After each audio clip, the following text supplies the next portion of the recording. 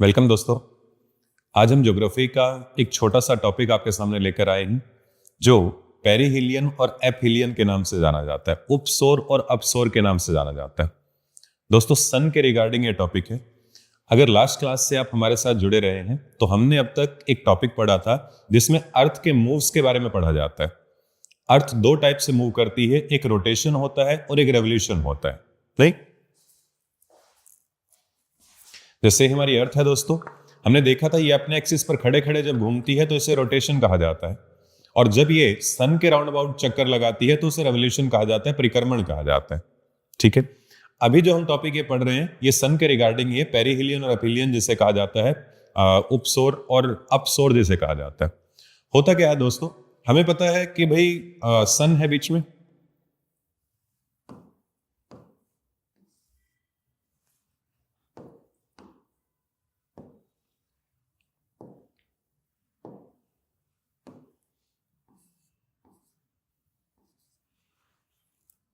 और इसके आसपास हमारी अर्थ जो है घूमती है।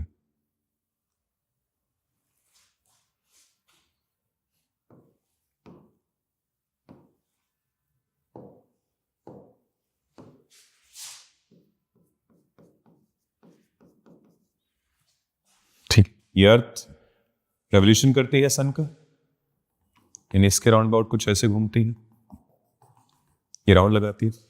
दोस्तों, खास बात आप ये याद रखिए कि हमारी अर्थ जब सन का राउंड लगाती है तो वो पूरा राउंड नहीं लगाती है, पूरा गोल नहीं घूमती है, सर्कल में नहीं घूमती है।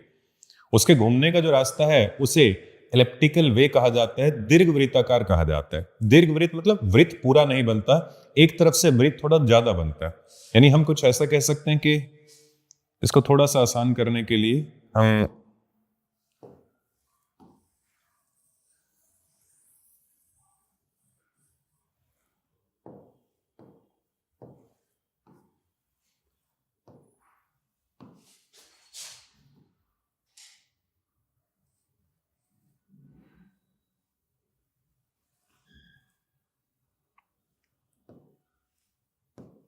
okay.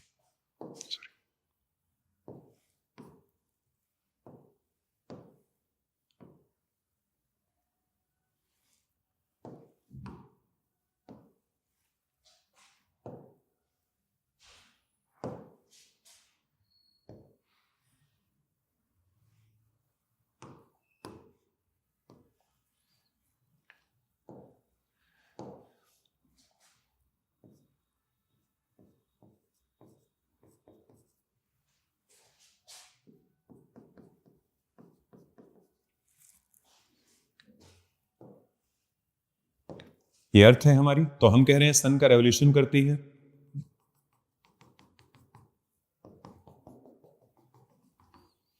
ये जो वे है इसे इलेप्टिकल वे कहा जा सकता है। दोस्तों, थोड़ा सा समझाने के लिए मैं इसे कुछ ज्यादा कर रहा हूं। कभी सन और अर्थ के बीच का गैप काफी कम है, लेकिन जब यहां से वो निकली तो उनके बीच का गैप काफी ज्यादा है। ये जो मैक्सिमम गैप होता है इन दोनों के बीच का, इसे एपहिलियन कहा जाता है, और जो कम गैप होता है इनके बीच का, इसे पेरिहिलियन कहा जाता है। पेरिहिलियन को हिंदी में उपसौर कहा जाता है और एपहिलियन को अपसौर कहा जाता है। बस ये दो सिचुएशन आपको याद रखनी है। आप देख रहे हैं यहां पर ज्यादा गैप है। दोस्तों, अर्थ और सन के बीच में जो अप्रोक्स गैप है वो 15 करोड़ किलोमीटर का माना जाता है। यहां पर मैक्सिमम जो गैप आता है ये 15.20 करोड़ किलोमीटर हो सकता है, और ये जो मिनिमम गैप आता है ये 14.70 करोड़ किलोमीटर होता है। आप देख रहे हैं कभी गैप कम है कभी गैप जाता है, तो जो ज्यादा वाला गैप है वो एपहिलियन है और लगभग 15.20 करोड़, यानी 15 करोड़ से ज्यादा गैप हो गया किलोमीटर का। और जहां पर कम है वो पेरिहिलियन होता है, 14.70 करोड़ किलोमीटर।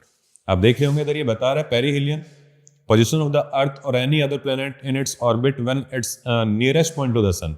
अर्थ या कोई भी प्लेनेट जब सन का राउंड लगाते हुए इसका सबसे पास में आता है, उस सिचुएशन को पेरिहिलियन कहा गया है। Earth reaches pyramid about the 3rd January, तो मतलब ये कह रहा है कि जब सबसे पास में अर्थ होती है, ये जो तारीख है ये 3rd जन होती है, और जब सबसे दूर होता है दोस्तों ये 4th जुलाई होती है। बस आपके क्वेश्चन सॉल्व हुए। मिनिमम से जो आपके क्वेश्चन है भाई, पेरिहेलियन क्या होती है? Minimum distance between sun and earth such situation is called perihelion.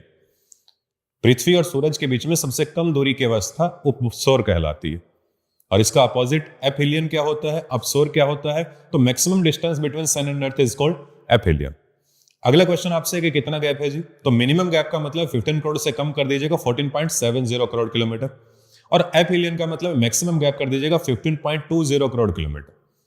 और एक और चीज, आपको नॉर्मली लगता होगा कि हमारे यहाँ सन जब सबसे पास में होगा तब जो है अर्थ पे सबसे ज्यादा गर्मी होती होगी, लेकिन दोस्तों इसका अपोजिट है। क्योंकि जब आप ये सोच रहे हैं कि जुलाई के महीने में हमारे यहाँ गर्मी होती है तो जुलाई में सन सबसे पास में होना चाहिए, जनवरी में हमारे यहाँ सर्दी है तो सन सबसे दूर होना चाहिए, लेकिन दोस्तों आप देख रहे हैं अपोजिट है उसका। जनवरी में सन अर्थ के सबसे पास में है, 4 जुलाई को सन जो है अर्थ से सबसे दूर है। भाई रीजन ये है, अगर आप 4 जुलाई की बात कर रहे हैं तो ठीक है 4 जुलाई में हमारी तरफ धूप पड़ रही, लेकिन 3 जून को साउथ पार्ट में भी तो धूप पड़ती। लास्ट क्लास में हमने जो जाना था, जब हमारे यहाँ पर समर होता है तो नीचे विंटर है ना, जब हमारे यहाँ विंटर है तो नीचे समर है ना। अगर हम 4 जनवरी की बात कर रहे हैं, 3 जनवरी की बात कर रहे हैं, तो 3 जनवरी में ठीक है हम नॉर्थ वालों के यहाँ पर सर्दी है, लेकिन साउथ वालों के वहां तो गर्मी है। तो वहां पर जो है वो सिचुएशन प्रॉपर मानकर चलिएगा कि साउथ हेमिस्फीयर के सबसे पास में जब सन होता है जनवरी के महीने में होता है, वो पेरिहेलियन होता है।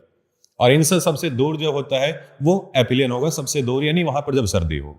तो उसे आप प्रॉपर मानकर चलते हैं। ये हमारा छोटा सा टॉपिक था जो सन और अर्थ का एक रिलेशन बताता है पेरिहेलियन और एपहेलियन के रिगार्डिंग। थैंक यू दोस्तों।